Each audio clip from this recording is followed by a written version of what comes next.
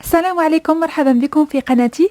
اليوم غنشوفوا طريقة استخدام الثوم كأقوى مضاد حيوي طبيعي مثبت علميا يعالج نزلات البرد أو الإنفلونزا، الزكام، الكحة والسعال. لتحضير الوصفة غنحتاج الحساء الشعير، فص متوسط من الثوم ني أو طازج، وملعقة كبيرة من زيت الزيتون.